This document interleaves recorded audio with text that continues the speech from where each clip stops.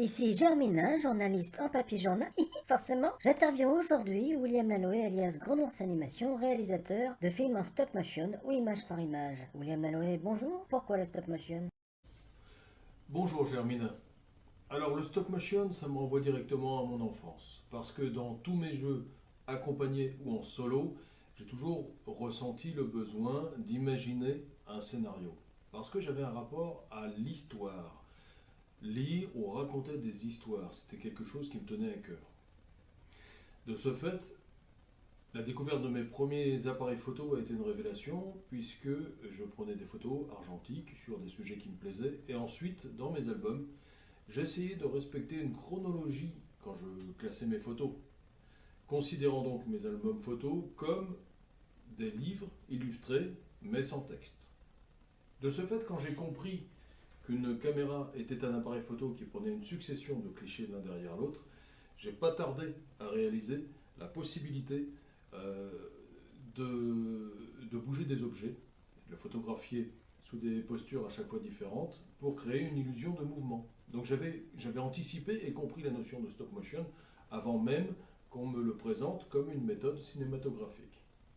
Et c'est vrai que quand on est sur la création d'un film en stop motion, on anime des choses et on donne la vie à de la matière qui n'en a pas. De l'inerte, on fait du vivant.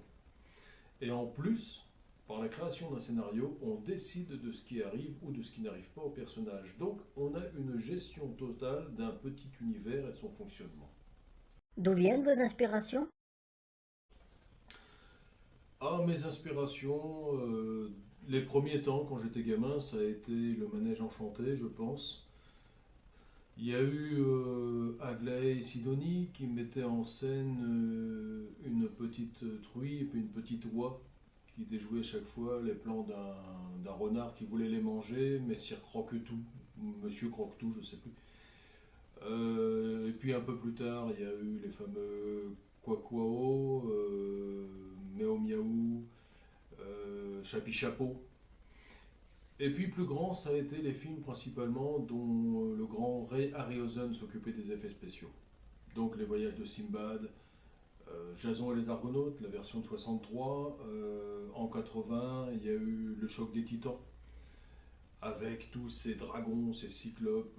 On se souvient du combat homérique entre les guerriers grecs et les squelettes à la fin de Jason et les Argonautes. Et là, j'ai été véritablement impressionné. Voilà.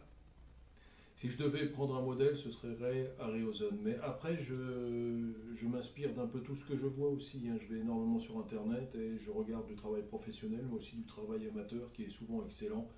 Ça passe du dessin animé à la clémation, en passant par la pixelation, etc. etc.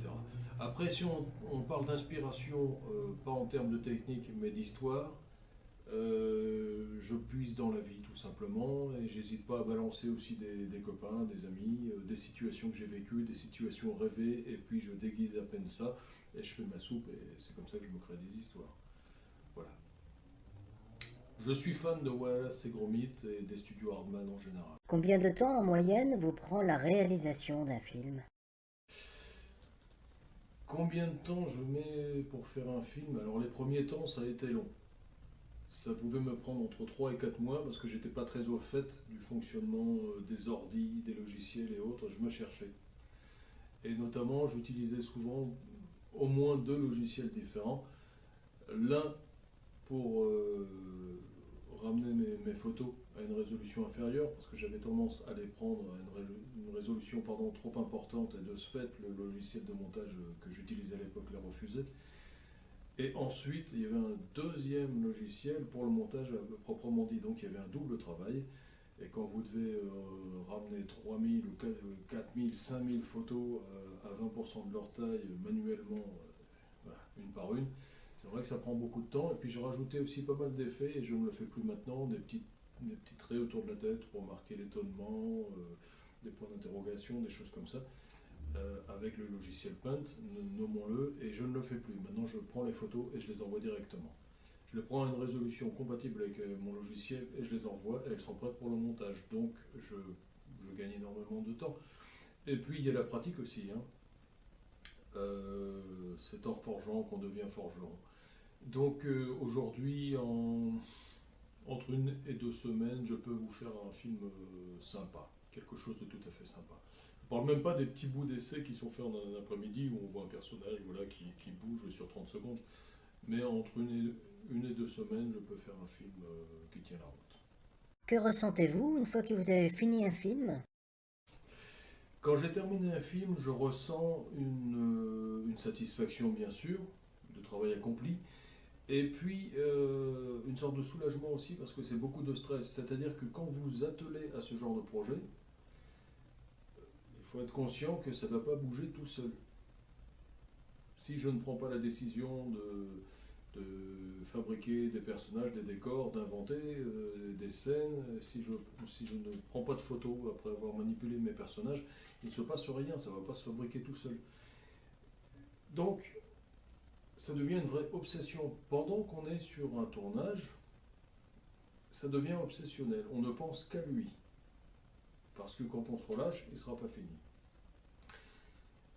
Et donc, une fois qu'on voit le travail terminé, accompli, on est récompensé de ses efforts. Donc il y a un plaisir, mais il y a un soulagement aussi parce que c'est le relâchement d'un stress qui peut être énorme. On regarde et on dit ça y est, c'est fait. On n'en parle plus. Voilà. C'est le côté un petit peu, après l'effort, le réconfort. Parfois, je me dis après, allez, je me mets en vacances, je ne crée plus. Et bon, bien entendu, quelques temps plus tard, ça me rattrape, mais au moins pendant quelques jours, je me dis, bon, allez, on souffle un peu. Est-ce que vous revisionnez vos propres films et à quelle fréquence? Oui, je revisionne mes films. Quand ils viennent juste d'être finis, je les regarde presque en boucle, hein. Je peux regarder 10 fois, 15 fois, j'en sais rien, enfin, je vais vous balancer quelque chose comme ça. Les premiers temps, quand j'ai fini un film, je le regarde, oui. Avec le tort d'essayer de me surprendre, parce que j'arrive pas à le voir avec les yeux d'un spectateur qui aurait un regard neuf, dans la mesure où le travail, je le connais par cœur. Le film, je l'ai tellement travaillé que j'ai l'impression que j'ai vécu avec lui toute ma vie.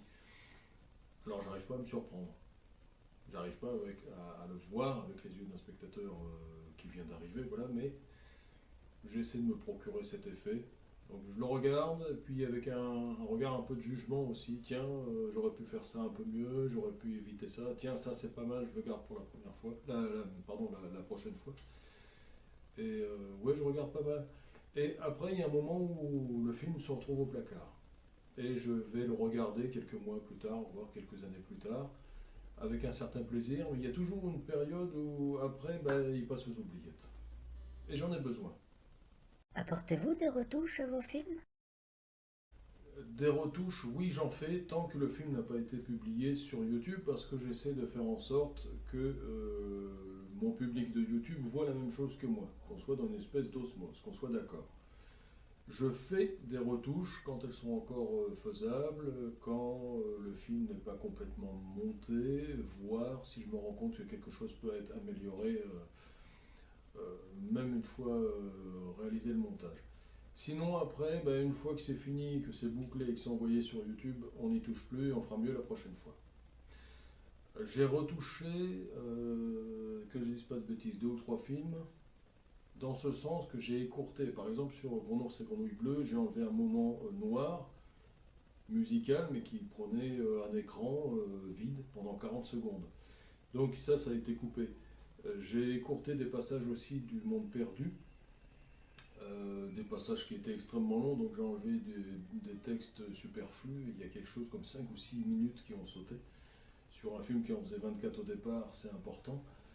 Et j'ai apporté des petites modifications à mon Batman Forever en rajoutant des chauves-souris en image de synthèse et puis un effet pluie sur la ville de Gotham.